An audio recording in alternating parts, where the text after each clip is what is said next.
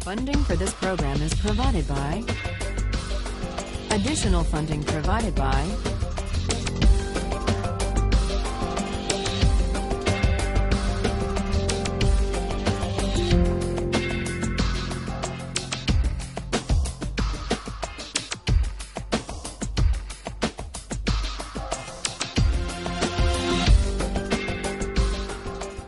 We turn to Aristotle after examining theories,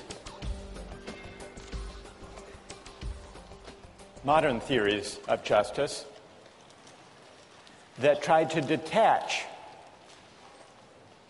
considerations of justice and rights from questions of moral desert and virtue. Aristotle disagrees with Kant and Rawls. Aristotle argues that justice is a matter of giving people what they deserve. And the central idea of Aristotle's theory of justice is that in reasoning about justice and rights, we have unavoidably to reason about the purpose or the end or the telos of social practices and institutions. Yes, justice requires giving equal things to equal persons, but the question immediately arises in any debate about justice, equal in what respect?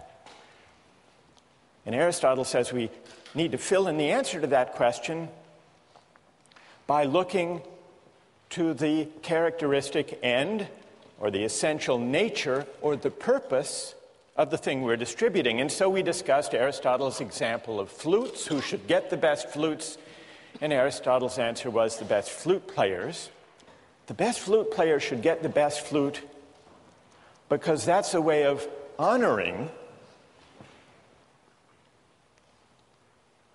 the excellence of flute playing. It's a way of rewarding the virtue of the great flute player. What's interesting, though, and this is what we're going to explore today, is that it's not quite so easy to dispense with teleological reasoning when we're thinking about social institutions and political practices. In general, it's hard to do without teleology when we're thinking about ethics, justice, and moral argument. At least that's Aristotle's claim, and I would like to bring out the force in Aristotle's claim by considering two examples. One is an example that Aristotle spends quite a bit of time discussing, the case of politics. How should political offices and honors, how should political rule be distributed? The second example is a contemporary debate about golf and whether the Professional Golfers Association should be required to allow Casey Martin, a golfer with a disability, to ride in a golf cart. Both cases bring out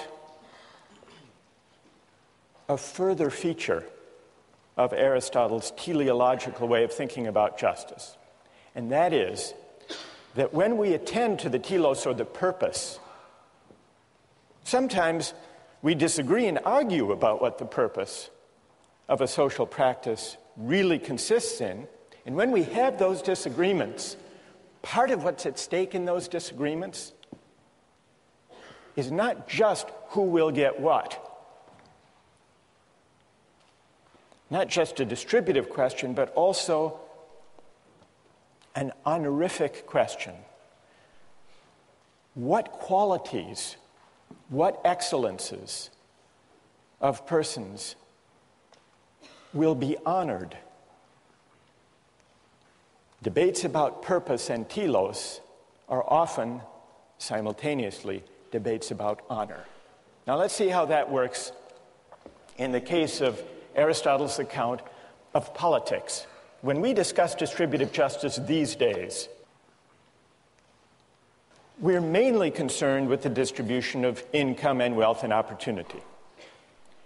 Aristotle took distributive justice to be mainly not about income and wealth, but about offices and honors. Who should have the right to rule? Who should be a citizen? How should political authority be distributed? Those were his questions.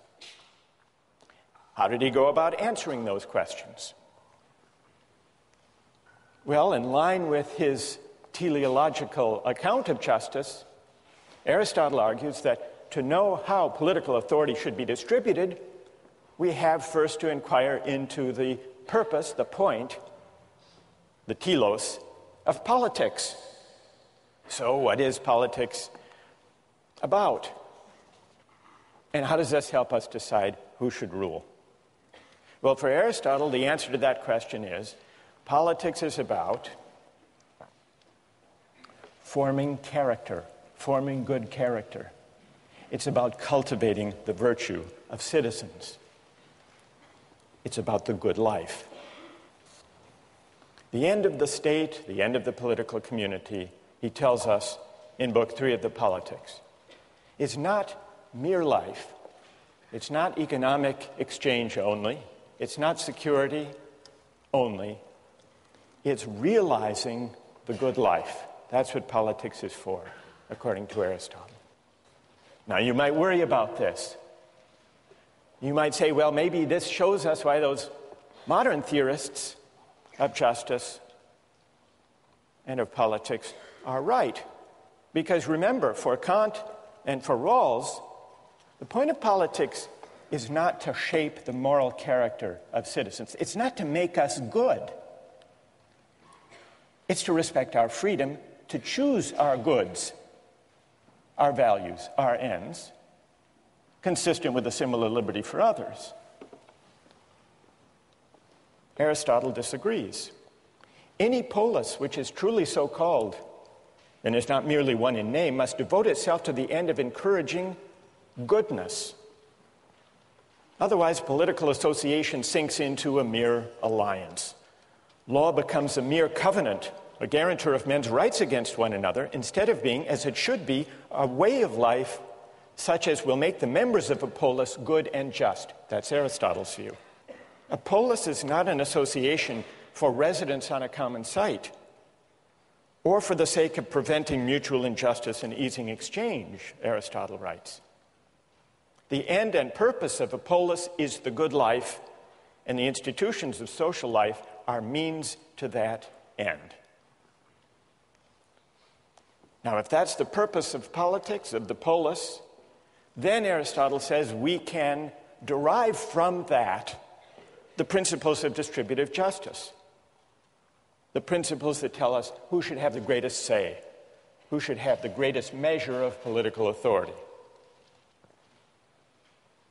And what's his answer to that question? Well, those who contribute the most to an association of this character, namely an association that aims at the good, should have a greater share in political rule and in the honors of the polis. And the reason is they are in a position to contribute most to what political community is essentially about.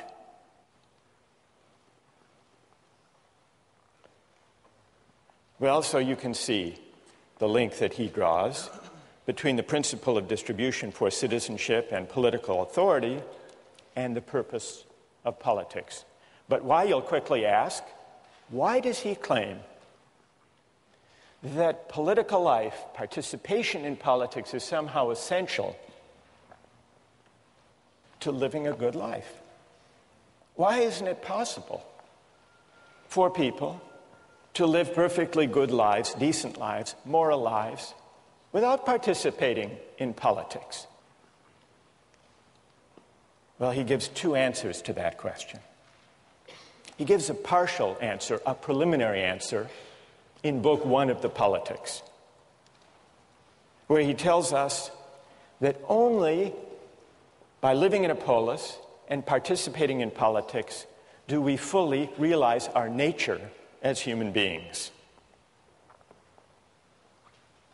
Human beings are by nature meant to live in a polis. Why? It's only in political life that we can actually exercise our distinctly human capacity for language, which Aristotle understands as this capacity to deliberate about right and wrong, the just and the unjust.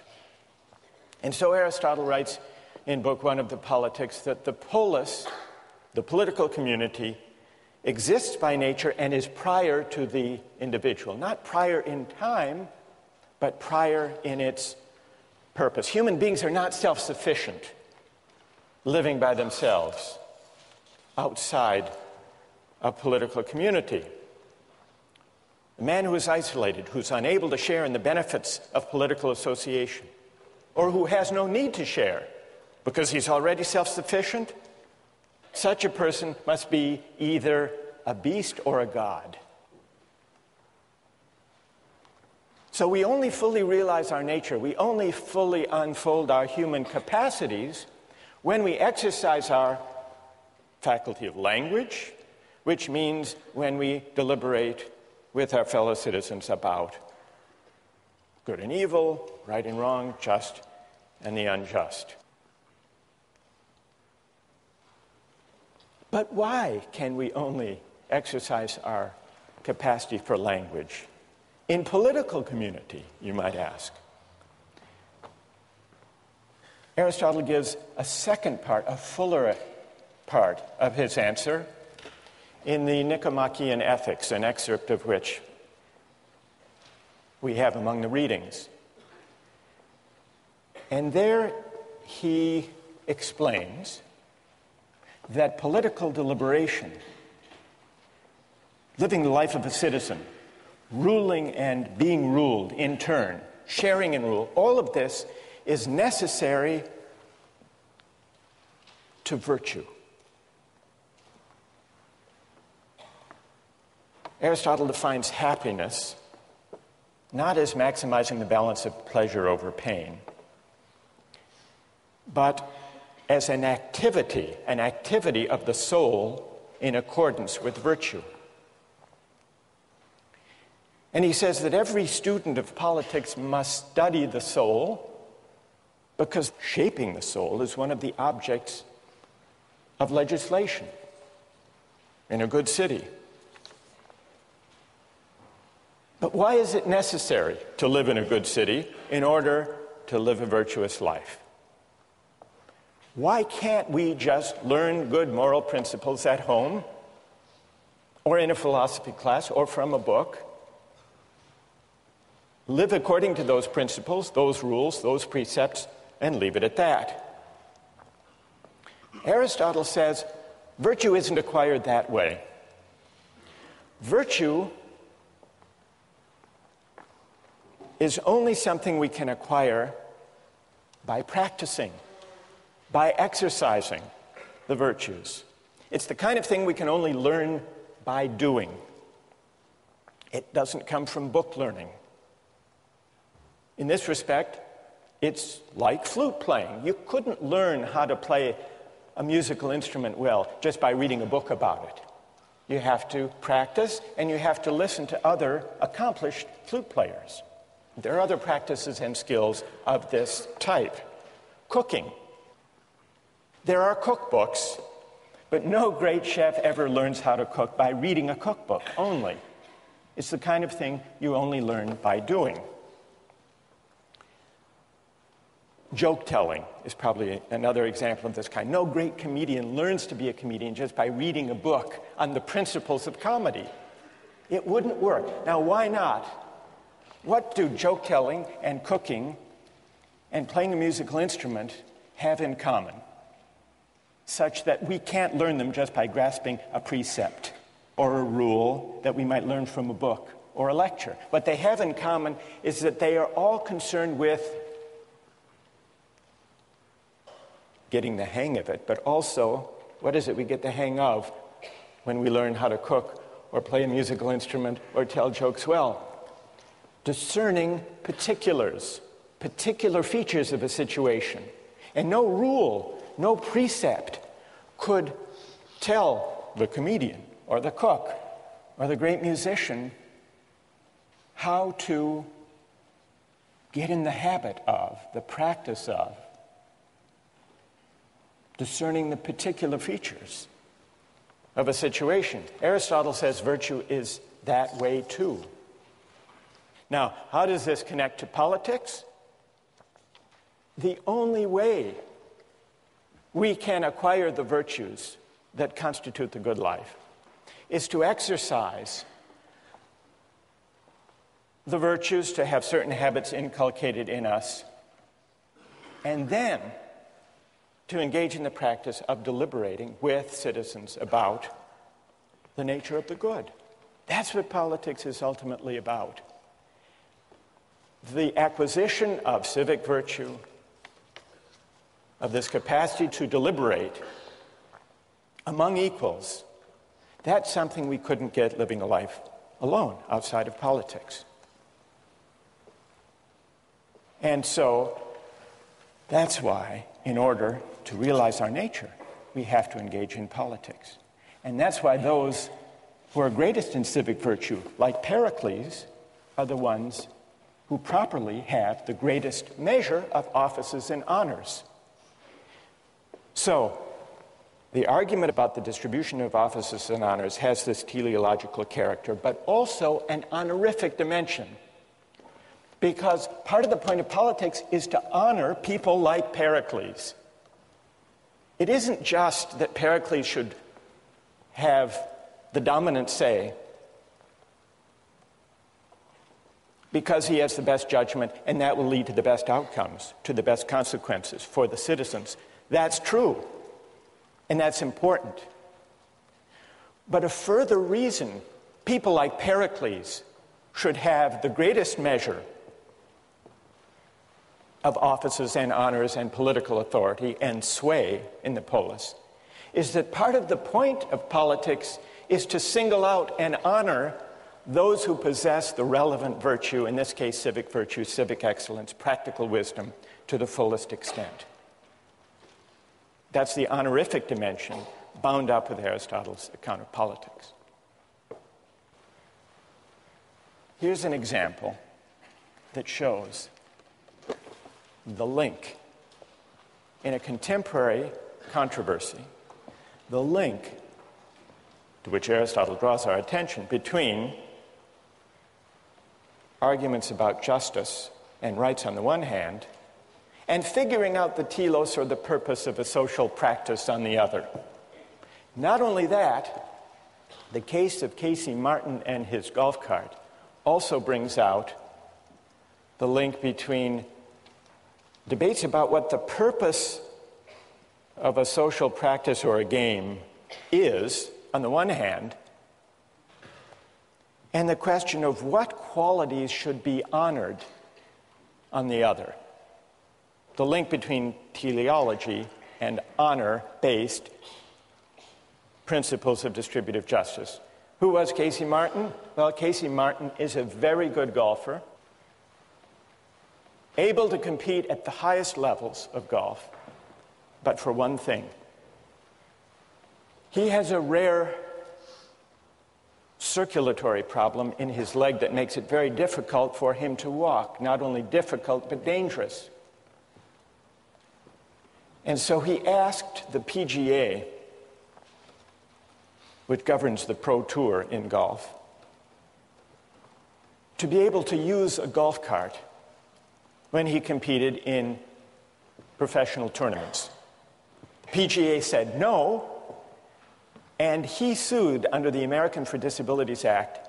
He sued in a case that went all the way to the United States Supreme Court. The question the Supreme Court had to answer was, does Casey Martin have a right that the PGA allow him to use the golf cart on the tour, or not? How many here think that, from a moral point of view, Casey Martin should have a right to use a golf cart? And how many think that he should not have a right to a golf cart in the tournaments?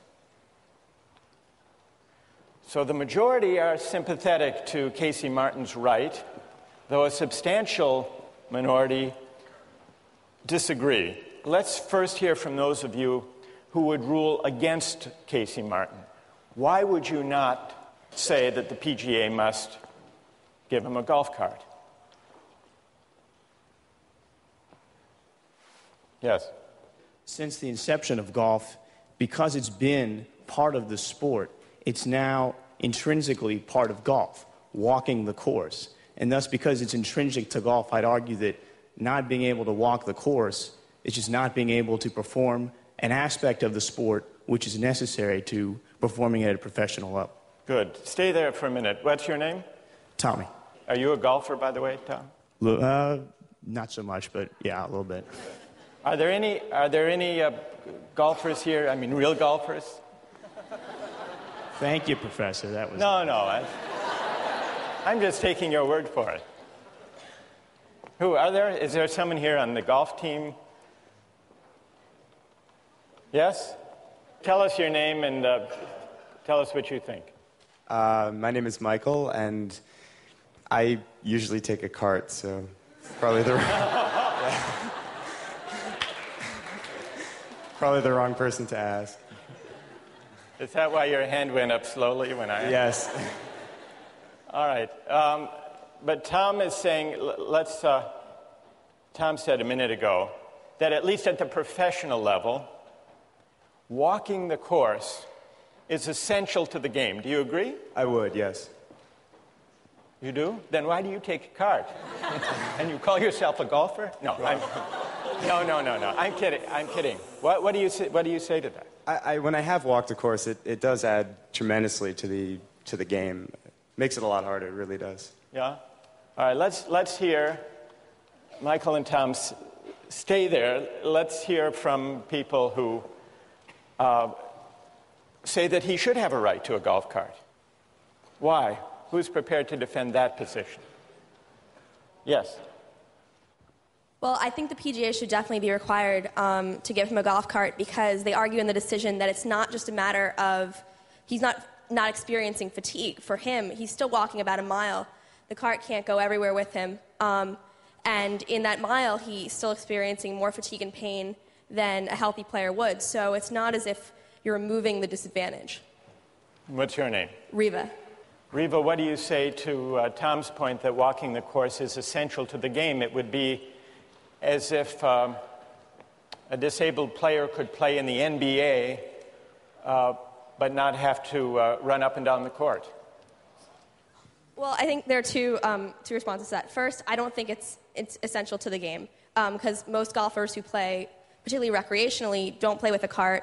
Like Michael. And Right. on several of the tours, you can play with a cart. On the Senior PGA Tour, on the Nike Tour, in a lot of the college events, and those events are just as competitive and just as high level as the PGA Tour. So really, it's just a matter of selective reasoning if you argue that it's an important part of the sport. But even if it is, he still does have to walk. He still plays golf standing up. It's not as if he's playing golf from a wheelchair. All right. Who else? Go ahead. I think the whole point of a competition is that it calls out the best, from the second best or from the third best. And when we're talking about the national level, we're talking about, the highest of the highest. And I think what they're arguing about here is the purpose of competition. And I think in the sake of competition, you can't change the rules. So the purpose of the competition includes walking. That's an essential. You agree with Tom. And what's your name? David. The Supreme Court ruled that the PGA did have to accommodate Casey Martin. And they did it on grounds that Riva mentioned, that walking isn't really an essential part of the game. They cited testimony saying that walking the court consumes no more calories than you get eating a Big Mac. That's what walking is in golf, according to the majority. Scalia was in dissent. Justice Scalia agreed with David. He said, there is no purpose It's not, and it's certainly not for courts to try to figure out the essential purpose of golf. Golf, like any game, is strictly for amusement. And if there's a group that wants to have one version of the game, they can have that version of the game. And the market can decide whether people are amused and like and show up for that and watch the television broadcasts. Scalia's dissent was an anti-Aristotelian dissent. Because notice two things about the argument. First, we're thrust into a discussion about what the essential nature or purpose or telos of golf really is. Does it include walking? And here's something I think is rumbling beneath the surface of this debate. Whether walking partly determines whether golf is really an athletic competition. After all, the ball sits still. You have to put it in a hole. Is it more like basketball, baseball, and football, golf, an athletic competition? Or is it more like billiards? The ball sits still there, too. You can be out of shape and succeed. It involves skill, but not athletic skill. Could it be that those professional golfers who excel at golf have a stake in golf being honored and recognized as an athletic event, not just a game of skill like billiards? And if that's what's at stake, then we have a debate about the purpose, the teleological dimension, and also a debate about honor. What virtues, really, does the game of golf honor and recognize? Two questions to which Aristotle directs our attention. We'll continue on this case next time.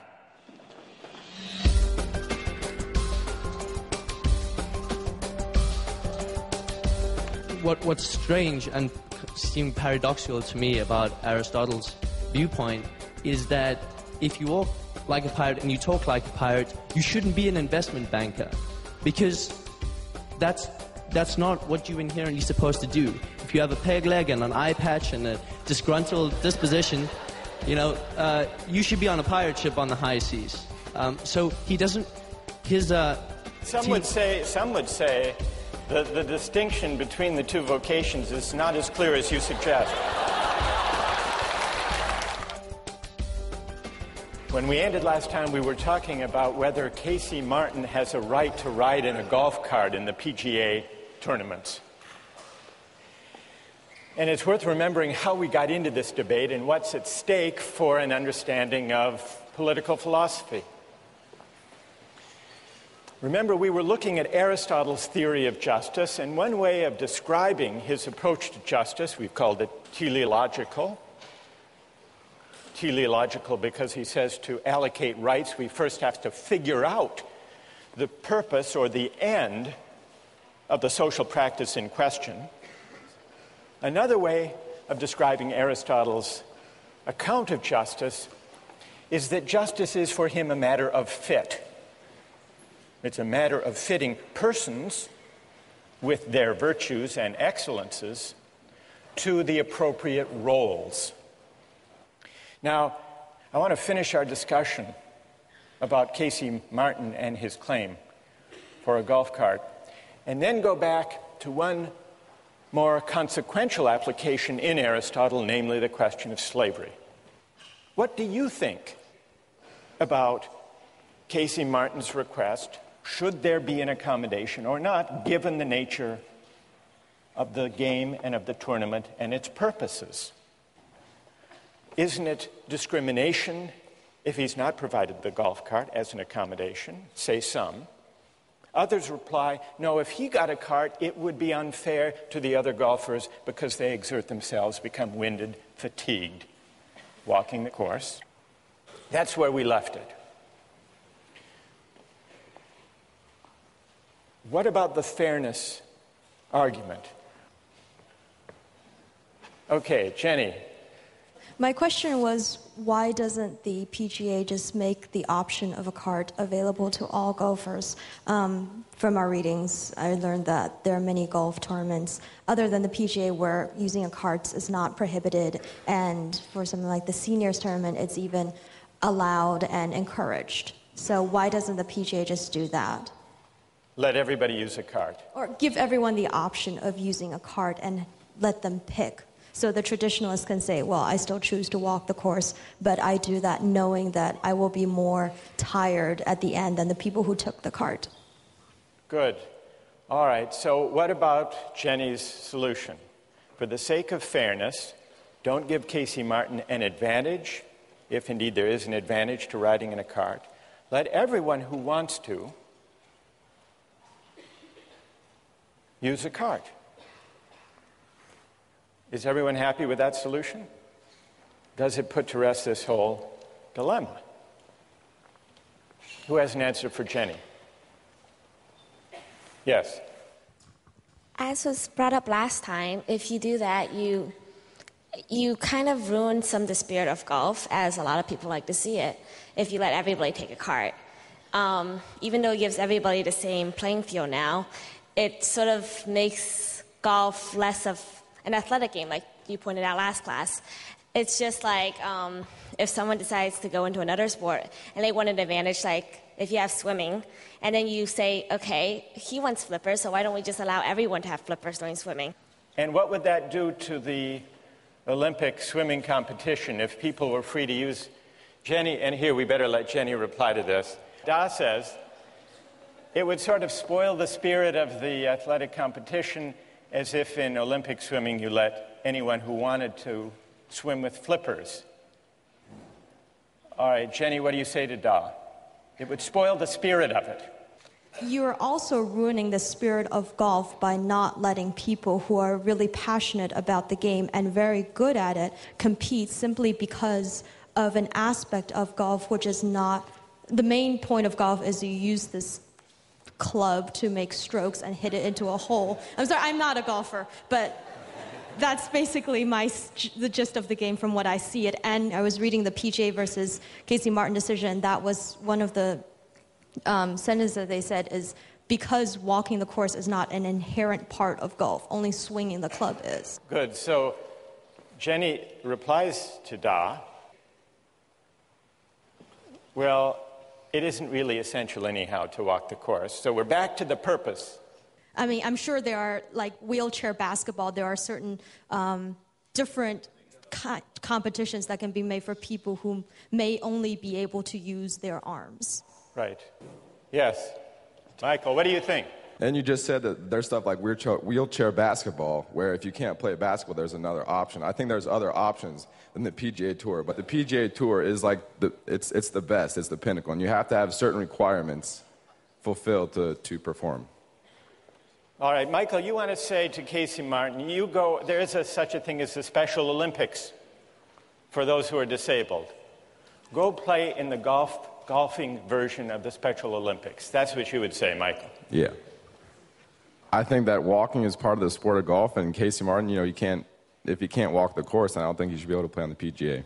All right, good. Thank you very much for that exchange. What comes out of this exchange that goes back to Aristotle's theory of justice?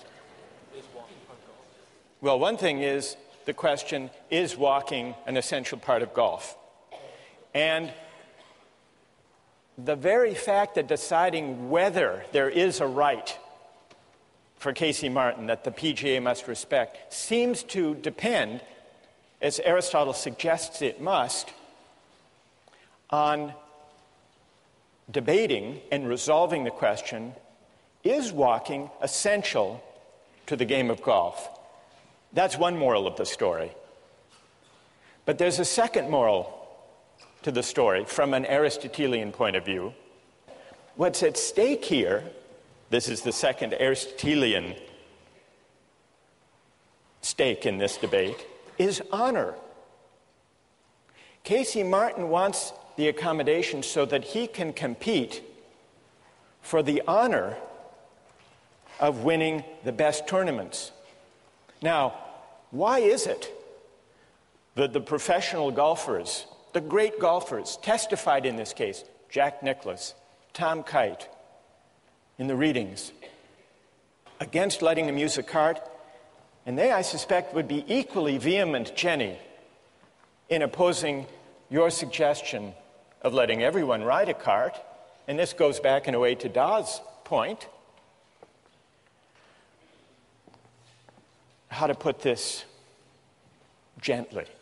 Professional golfers are sensitive about whether their sport is really a sport.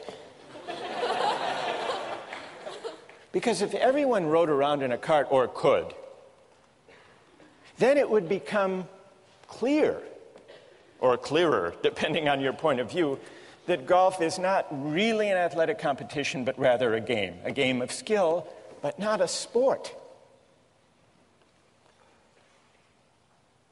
And so not only the question of debating the purpose, the teleological feature, but also from the standpoint of viewing debates about the purpose of golf, what's essential to golf, those debates, Aristotle suggests, inevitably are also debates about the allocation of honor. Because part of the purpose of golf is not just to amuse spectators. Scalia is wrong about that. From Aristotle's point of view, it's not just to provide entertainment. It's not just to make people happy. It's not a mere amusement. It's honoring, it's rewarding, it's recognizing a certain kind of athletic excellence. At least those who have achieved the highest honors have a powerful stake in maintaining that view. Now, some of you took the position, the Scalia position. This is an incredibly difficult and silly question, Scalia said. What is the essential nature of golf? It's not the kind of thing that the United States Supreme Court is equipped to decide or should decide. That's Scalia. But he only says that because he takes a very strong, and as it happens, anti-Aristotelian position on what a game is. It is the very nature of a game to have no object, no point, except amusement, says Scalia. That is what distinguishes games, he says, from productive activity. You can just imagine what kind of sports fan Scalia must be. And so he says it's impossible to say that any of a game's arbitrary rules is essential. And then he quotes Mark Twain's disparaging remark about golf. He says, many consider walking to be the central feature of golf. Hence, Mark Twain's classic criticism of the sport, a good walk spoiled.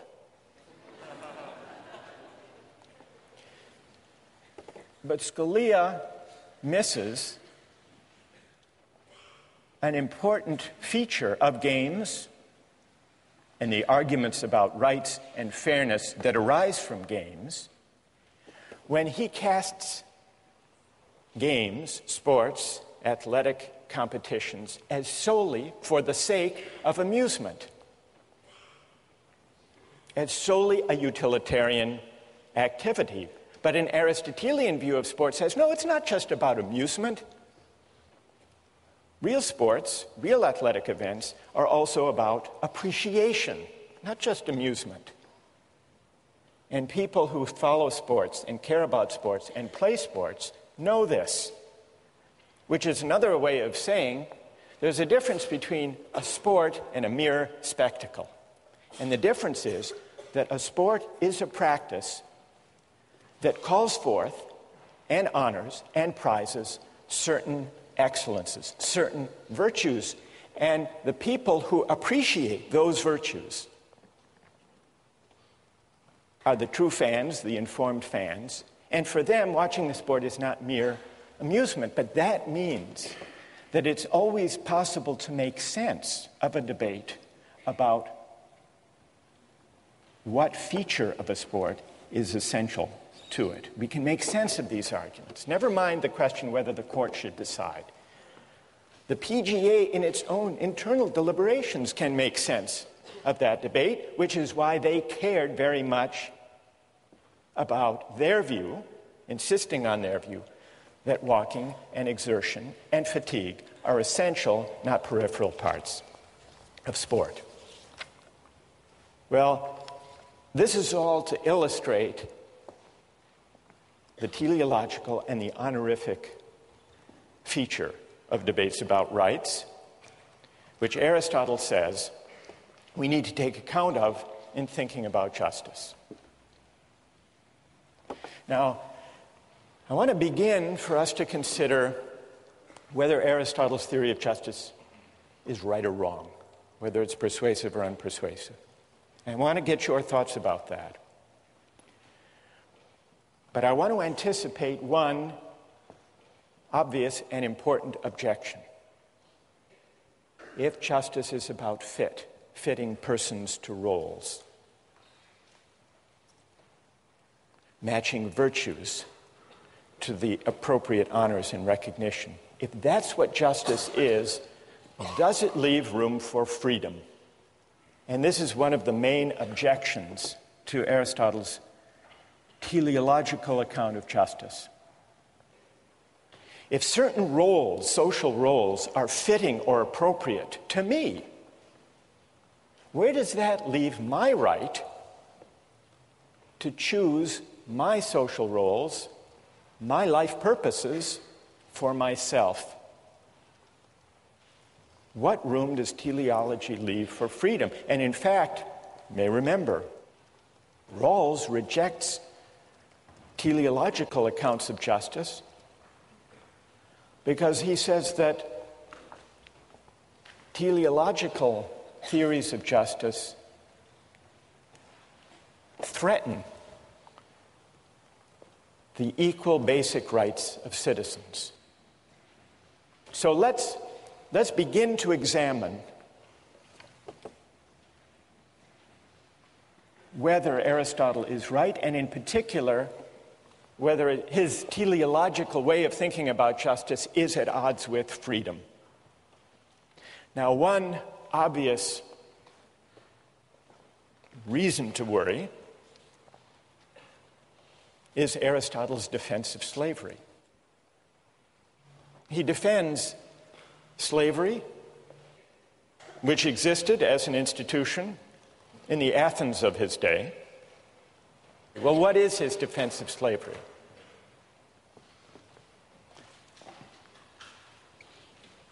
Two conditions have to be met for slavery to be just. First, it has to be necessary. And Aristotle says, at least in our society, slavery is necessary. Why is it necessary? If there are to be citizens who are freed from manual and menial and household chores, to go to the assembly, to deliberate about politics, there have to be some who look after those menial tasks, the mere necessities of life. He says, unless you could invent in some science fiction a technological fix, then there are going to be those who have to do the hard and difficult and menial labor if there are to be citizens deliberating about the good and realizing their nature. So slavery is necessary for the life of the polis, for there to be open to citizens. The life of deliberation, of argument, of practical wisdom. But there's a further condition that has to be met. Slavery has not only to be necessary for the community as a whole to function, but it also has to be the case, remember the criterion of fit, it also has to be the case that there are some people for whom being a slave is the just or the fitting or the appropriate condition. Now, Aristotle agrees that by his own standards, both of those conditions must be met, must be true, if slavery is to be just. And then, in a deplorable passage, he says, well, it is true that there are some people who are fit by nature, who are cut out to be slaves. These are people who differ from ordinary people in the same way that the body differs from the soul. These are people who are meant to be ruled. And for them, their nature is best realized if they're slaves. They can recognize reason in others, but they can't partake of it, they can't exercise it. And somehow we can know this. Now, Aristotle must have known that there was something dodgy, something strained about this claim, because he quickly acknowledges that those who disagree may have a point. And what those who disagree point out is that there are a lot of people in Athens who are slaves, not because they were born to be slaves or fit to be slaves, but because they were captured, they were losers in a war. And so Aristotle admits that as practiced in ancient Athens, slavery didn't necessarily line up with who actually is fit or born to be a slave, because some actual slaves just were slaves by bad luck, by being captured in a war. And on Aristotle's own account, even if it's necessary to have slavery for the sake of citizenship, it's unjust if people who aren't properly slaves are cast in that role. There is a misfit. Aristotle recognizes that slavery for those who aren't fit for the task is a kind of coercion. The reason slavery is wrong is not because it's coerced. Coercion is an indicator that it's wrong because it's not natural. If you have to coerce someone into a role, that's a pretty good indication that they don't belong there, that that role isn't fitting for them. And Aristotle recognized this. So all of this is to say, the example of slavery, Aristotle's defense of it, doesn't show that there's anything wrong in principle with teleological argument or with the idea of justice as fit between persons and roles, because it's perfectly possible within Aristotle's own terms to explain what's wrong with this application, this practical application that he made of his theory. I want to turn to the larger challenge to Aristotle in the name of freedom, but before I do that, I want to see what people think of Aristotle's account of justice as fit, his teleological way of reasoning about justice, and the honorific dimension of rights and of distributive justice that emerged in our discussion of flutes and politics and golf. Questions of clarification about Aristotle or objections to his overall account? Yes? My objection to Aristotle is that he wants to match a person to a role. And, you know, if you walk like a pirate and you talk like a pirate, you know, you should be a pirate. And that is what is right. And so what's strange and seemed paradoxical to me about Aristotle's viewpoint is that if you walk like a pirate and you talk like a pirate, you shouldn't be an investment banker, because that's not what you're inherently supposed to do. If you have a peg leg and an eye patch and a disgruntled disposition, you know, you should be on a pirate ship on the high seas. So he doesn't. Some would say the distinction between the two vocations is not as clear as you suggest. All right, but that's good. I take the point. Yes. Go ahead. It just seems to ignore individual rights. So I might be the perfect janitor in the whole world, and I can do that job the most efficiently out of anybody that exists right now, but I might not want to do that. I might want to do any other number of pursuits, and it seems to say that that isn't really a good option for me. All right, and what's your name? Mary Kate. Good. All right, let's take a couple more. Yes? I think that the golf cart exchange sort of brought up what I see as my main objection to this theological mode of reasoning.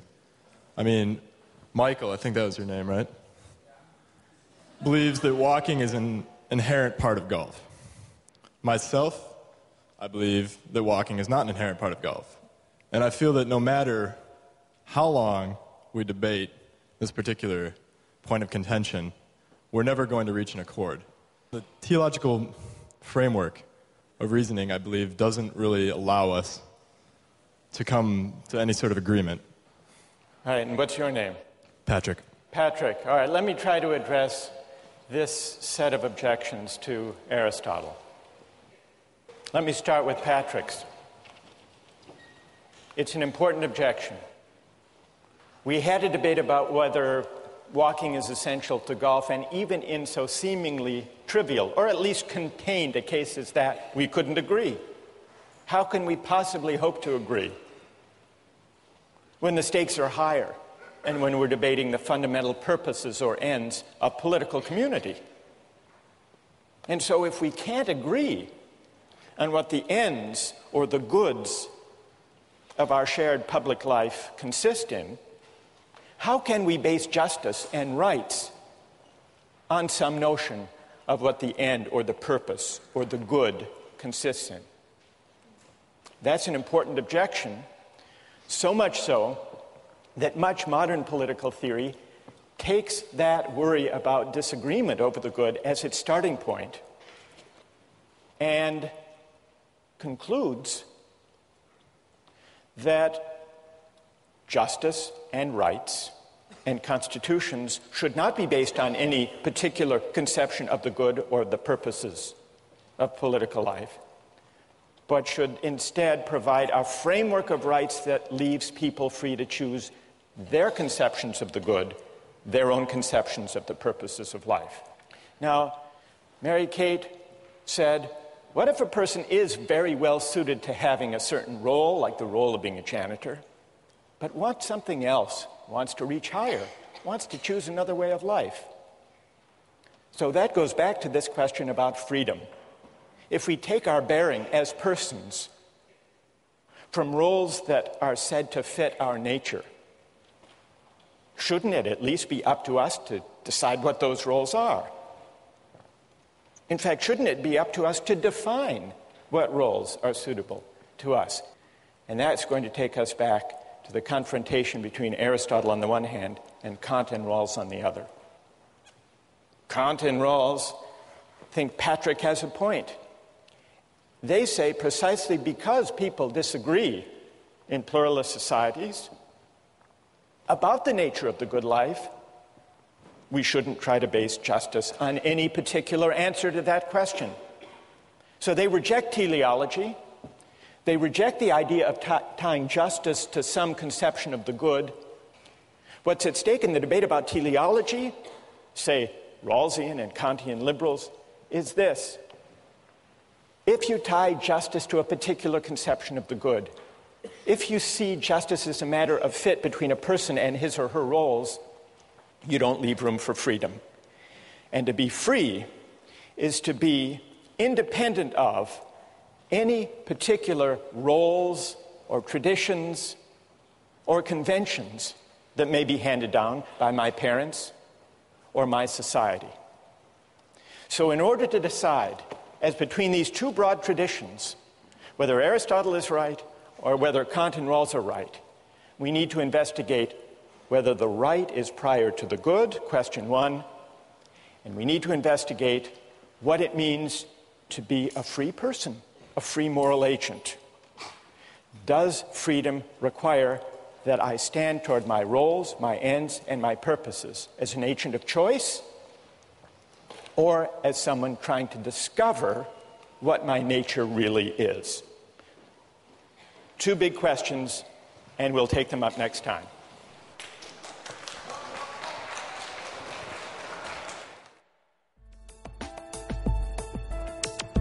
Don't miss the chance to interact online with other viewers of Justice. Join the conversation, take a pop quiz, watch lectures you've missed, and learn a lot more. Visit justiceharvard.org. It's the right thing to do.